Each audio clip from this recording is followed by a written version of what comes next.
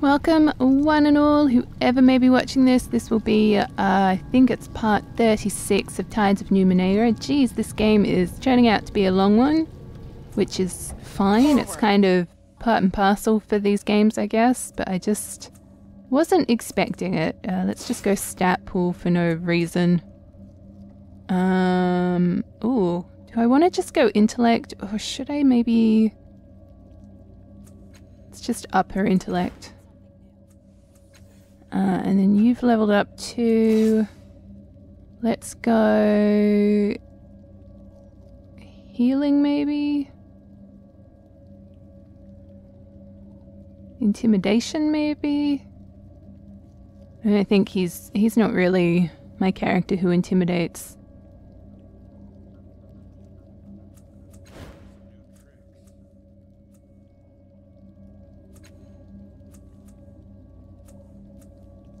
Oh, doesn't he? Oh no, he doesn't have hook, does he? Ah, good to know.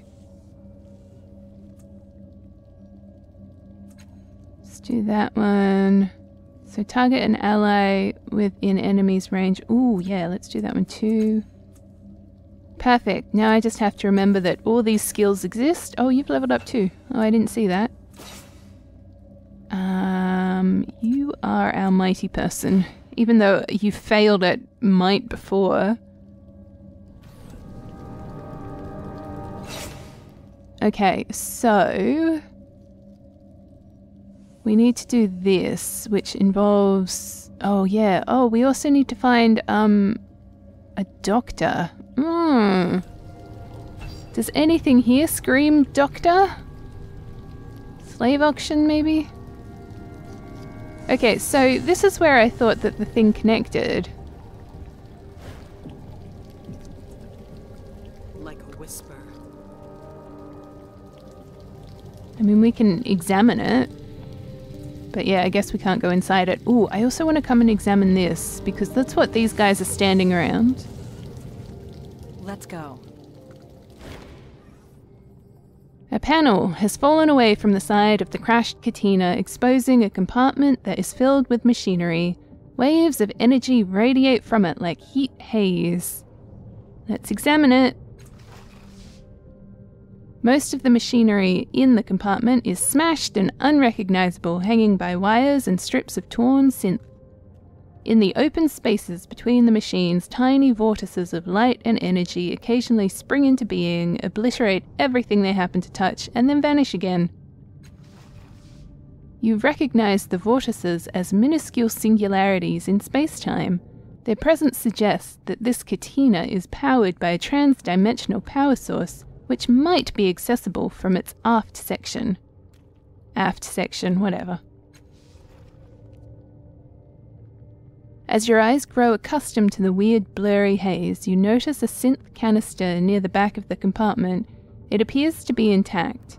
If you stretch out your arm, you might be able to reach it, but if a vortex opens at the wrong time, you could be seriously hurt. Peer more carefully at it. If the interior of the Katina is anything like a mechanical engine, you'd guess that the canister is some kind of coolant. Though given the size of the Katina's engine, it's probably much more powerful than anything you've seen before. You suspect that the canister could be repurposed as a single-use device that could freeze anything or anyone in a matter of seconds. Let's try to take it, huh? I got 65. You've got squat all. You've got 80. Let's go!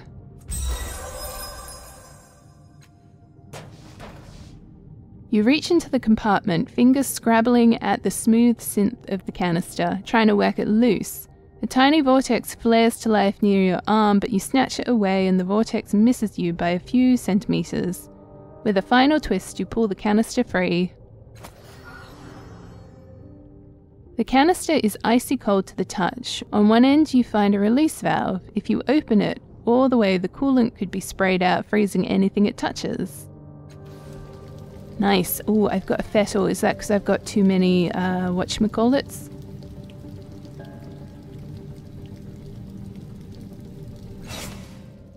Yes, that's what I thought. Can I move these? Can someone else have this?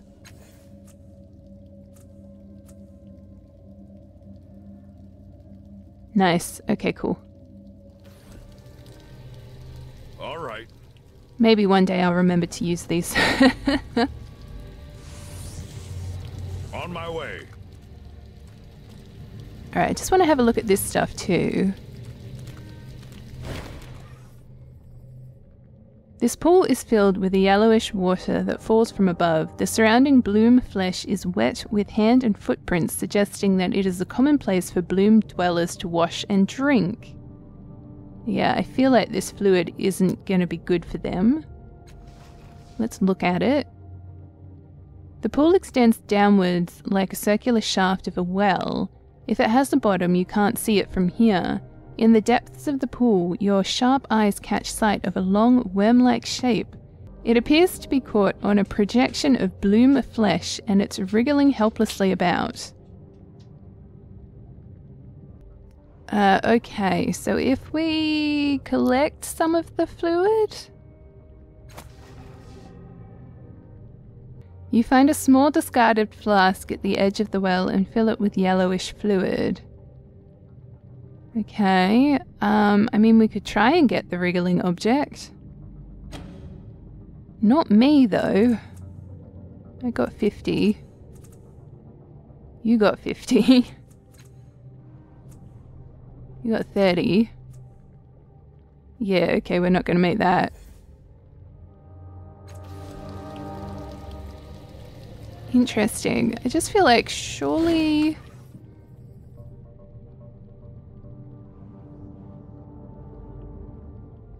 I'll find somewhere to help you? I think I said that already. Yes, now. I'm just curious about that situation. Okay, so this confers bloom juice. This flask contains... So hold on. Eerie whispers fill your mind, hinting at countless secrets to uncover.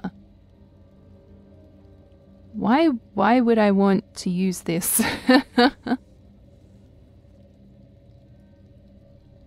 Active until next sleep. Interesting.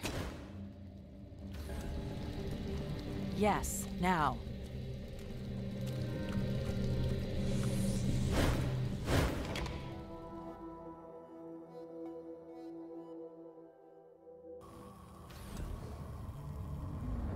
Alright, let's talk to these dudes, because I feel like this moor is probably where we need to head. At last. Just need to find someone with a name, which is... Chrysler, maybe? As you approach, you see two well-dressed merchants in heated conversation with a wiry man who is wearing an assortment of odd-looking leathers and hides. Upon seeing you, the wiry fellow shoos the merchants away and turns in your direction. Instead of feet, you notice that he has two hand-like appendages, fashioned from metal and synth. Indeed, both of his legs have been replaced by these artificial arms that appear remarkably flexible. Looking for the trade post. The wiry man flashes a lopsided grin and jabs a thumb at the giant toothy jaw behind him. Used to be there until the bloom got hungry and ate it. At least I think that's what happened. Never can tell with this big old sack of guts we call home. So the trade post was destroyed? Could be, but I guess it's still around. He squints towards the nearby wall of flesh, as if expecting the trade post to make a sudden reappearance, then shrugs. No telling where, though. If I was you, I'd try to find a moor that would take me there. Ought to be one around here somewhere. The bloom never closes off a path for long, but finding it again, that's a whole different story. Updated my journal. Name's Chrysler, by the way. Bloom guide, explorer, and scout. 3 times eaten by the bloom and still intact. Well, mostly. He wiggles the artificial fingers on one of his feet. Okay. In Little Nilesh, there was a moor. And then we've got these two places. Maybe I should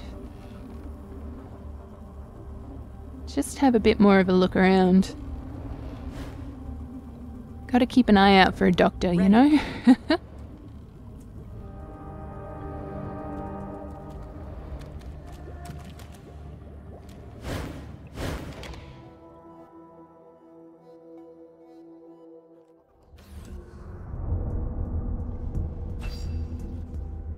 Huh, I dislike unexplored areas. I am the very soul of action. Okay, so they're neutral at this point in time. Will they stay neutral if I walk down, though? Yes.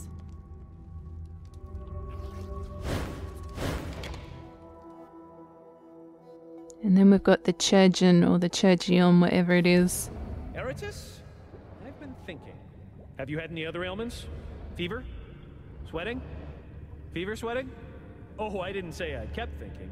The thinking passed quite quickly, really. Let's go.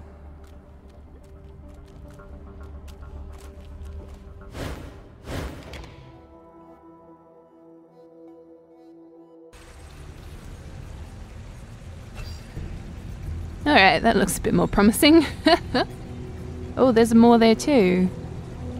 Dremery and Ubovich. Interesting.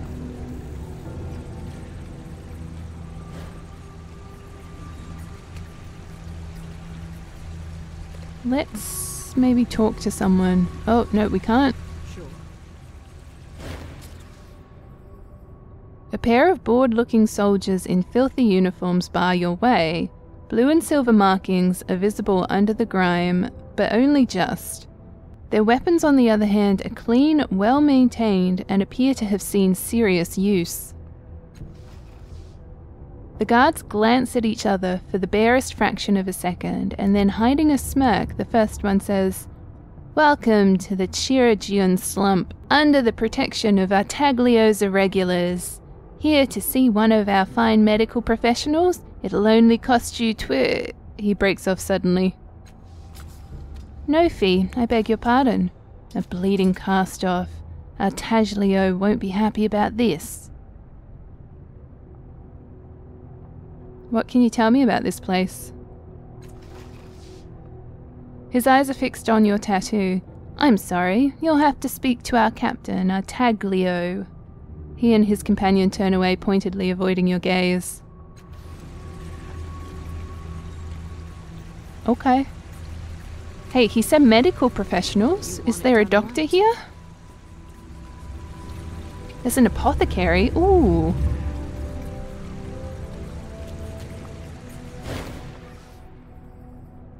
The features of this once handsome man are shrunken and splotchy, the face of anxiety and drink evidenced by the flagon in his hand.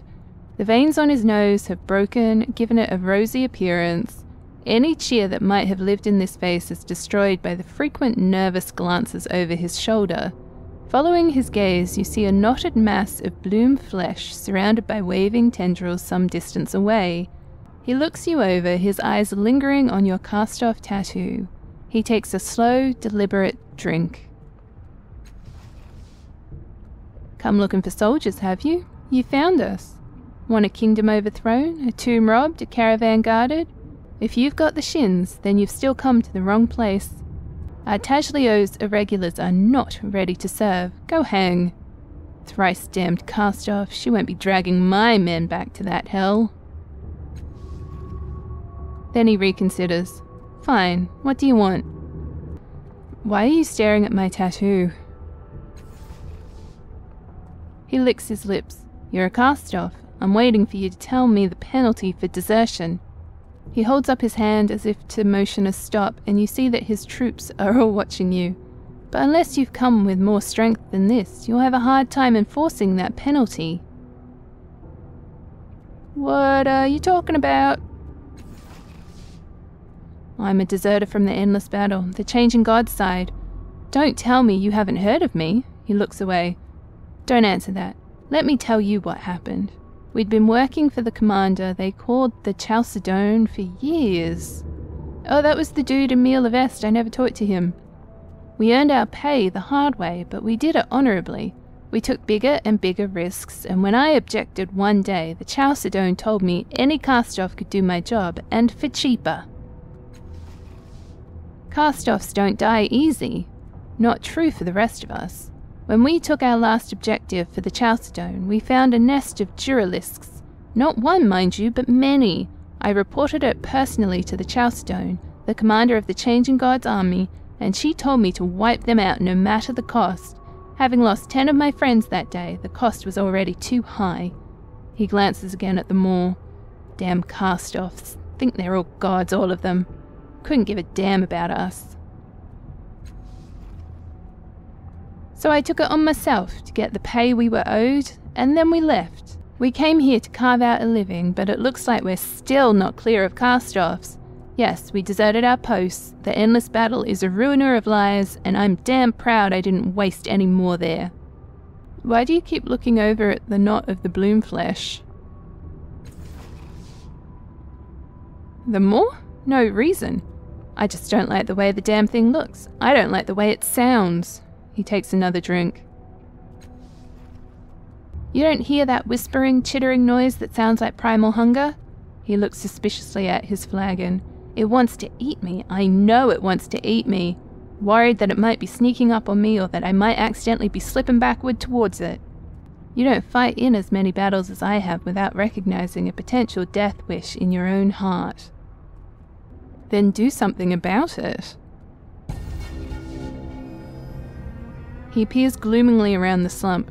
I'm stuck here in the bloom. The fight's gone out of me, I'm afraid. Then he looks at you again and seems to realize who he's talking to. But take me. Why am I opening my heart to a cast-off? Get out of here! He turns his back to you. What's that you're drinking? This is Asturian rum, one of the finest and deadliest concoctions I've found in my travels across the land. It's like being smothered in a blanket of soft fur and drowned in love. It can strip the gloss off of about any material you care to name, too. Most people can't drink one mug, let alone two. Even these brave soldiers find it hard going. But you? I challenge you to match me, and I'll match you. Put that vaunted cast-off constitution to the test. I am gonna say... farewell. I'm in no hurry to drink myself to death. Let's come up here.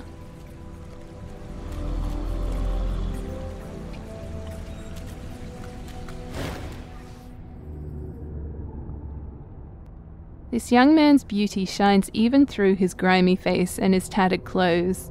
His eyes are wide and staring, electric blue, and the movements his fingers trace through the air look like birds in flight. He snaps out of his reverie and grins at you, his teeth even and white against his brown skin. On closer examination, you can see that his rags were once fine fabrics, carefully and expertly stitched. Where am I going to get more money? Hello, she looks quite affluent. He greets you like an old companion. His voice is smooth and educated, mellifluous and soft. Hello, friend. My name is Boris. Can you spare 200 shins? Alright, he's not a doctor.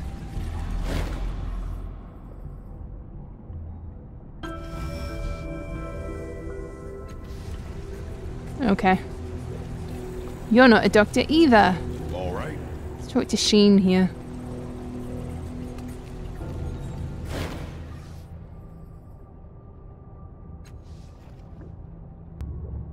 Okay, so I guess we can ask her to create a mixture that will open the Maw here.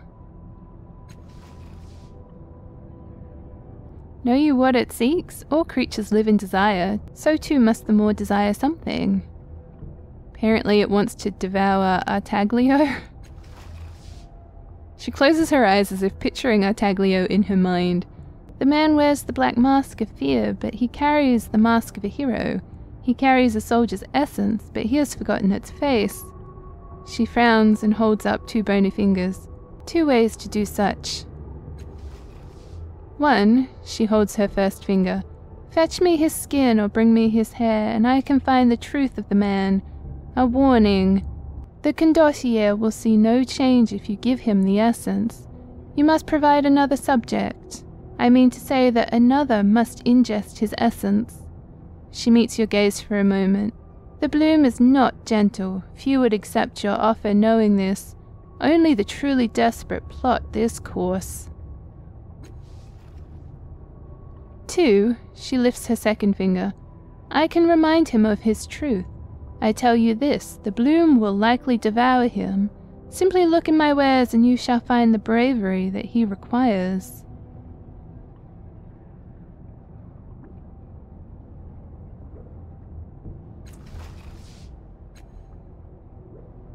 Okay, I'm mostly just seeing if she can help us in any way with Aretus.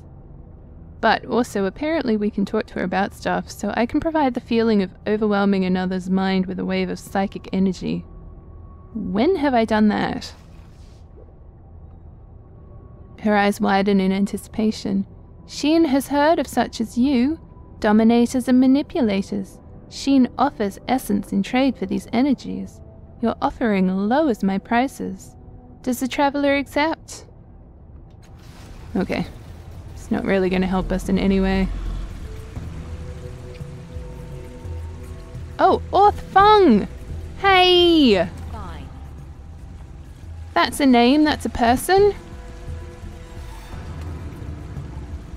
Wonder if these people might be able to help us. Alright, we'll leave this for the next video, but we've got to talk to this dude and then see what these dudes do down here.